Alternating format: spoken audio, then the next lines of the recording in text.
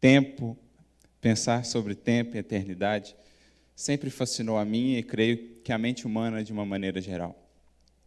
Pensar sobre a eternidade, sobre algo que transcende o domínio do tempo, sobre algo que não está sujeito à influência do tempo, algo que não tem início ou algo que não tem final, sempre foi um grande desafio para nós, criaturas limitadas. Por mais que queiramos, em nossa limitação, ainda não conseguimos abstrair a tal ponto de imaginar algo que não tenha começo, por exemplo, como Deus. Pensar sobre o tempo também sempre é fascinante. Pensar sobre essa subjetividade do tempo, que varia segundo as circunstâncias, segundo as pessoas. Pensar sobre essa flexibilidade do tempo, que ora parece passar tão devagar, que ora parece passar tão rapidamente. Isso tudo é fascinante para nós. E não por acaso a gente buscou refletir sobre esse tema, que sempre foi um desafio, acreditando sinceramente que essa reflexão sobre os conceitos de tempo e eternidade é fundamental para o desenvolvimento de uma espiritualidade mais intrínseca em nossa vida. Pensar como esses conceitos permeiam a nossa vida, acreditamos ser fundamental para encontrar isso que seja esse senso de eternidade que todos nós buscamos.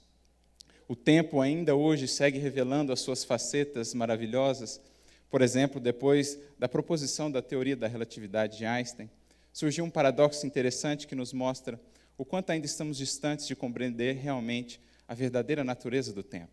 O conhecido paradoxo dos gêmeos, em que se propõe que, se tivermos dois gêmeos, um deles permanecer na Terra e outro deles entrar em uma espaçonave e viajar a grandes velocidades, quando esse gêmeo voltar de sua viagem interespacial, encontrará na Terra o seu irmão gêmeo mais velho que ele. Isso nos parece nada intuitivo, mas são as maravilhas do tempo, demonstrando que essa relatividade do tempo é mais presente, mais patente do que imaginamos. É o fenômeno dessa dilatação temporal que Einstein nos propôs e que já foi comprovado. Mas isso é o bonito, refletir sobre isso, sobre essa nossa relação com o tempo, que tem sido, no decurso dos tempos ou da história, de fascinação, mas não só de fascinação, também de temor. Na história, o homem parece ter uma relação um pouco conflituosa com o tempo. Se voltarmos, por exemplo, à mitologia grega, vamos identificar a figura de Cronos, palavra grega para tempo, de onde derivam cronologia, cronômetro. Mas o mais interessante, quando refletimos sobre Cronos, aquele que era o deus ou o titã do tempo, é a maneira como ele era apresentado pela literatura ou pelas artes.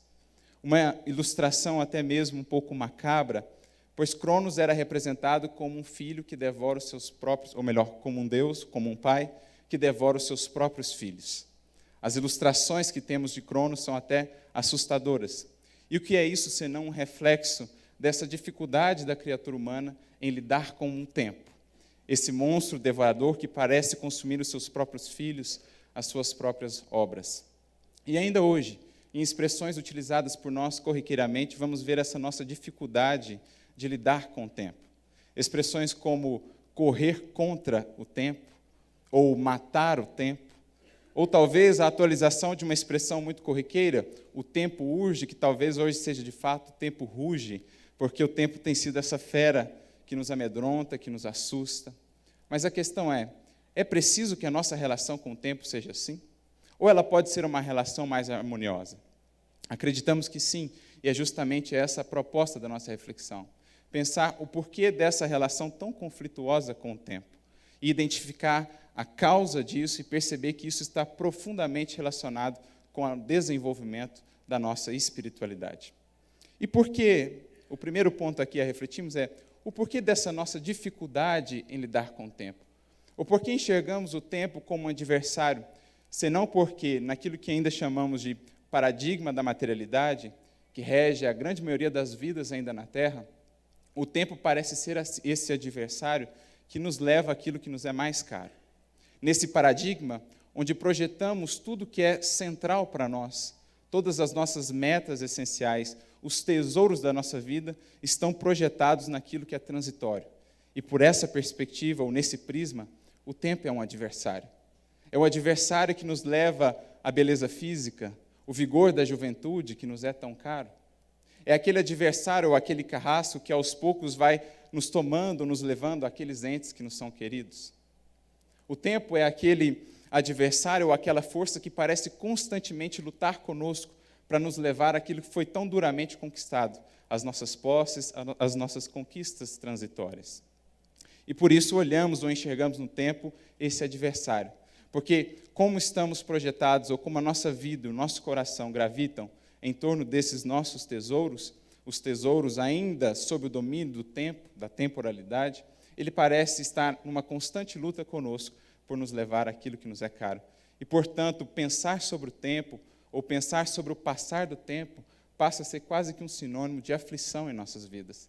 O tempo é enxergado como esse adversário, e ficamos numa luta inglória tentando conservar o que não pode ser conservado, ou tentando impedir o fluxo natural do rio da vida. Nessa perspectiva, de fato, o tempo parece ser o nosso adversário.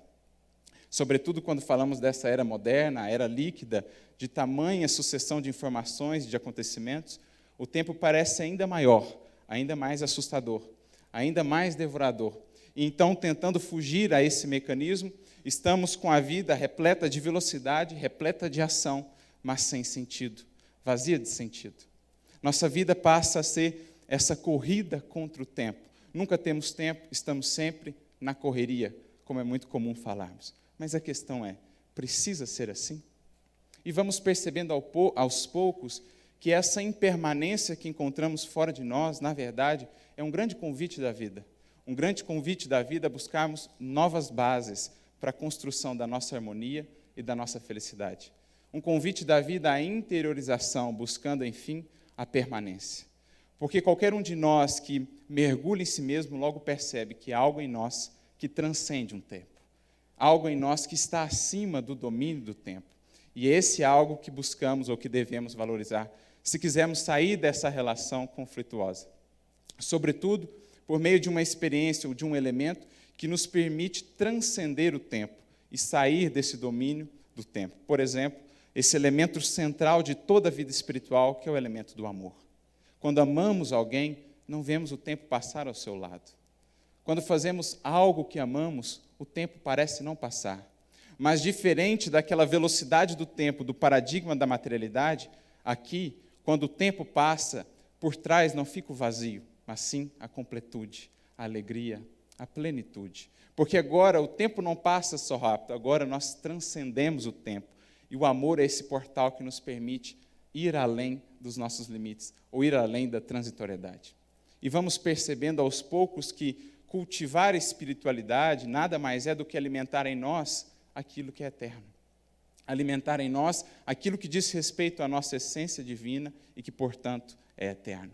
Isso é espiritualidade. Assim como o corpo, aquilo que é transitório em nós, alimenta-se do transitório, aquilo que é eterno em nós, a nossa essência divina, o nosso espírito, alimenta-se do que é eterno.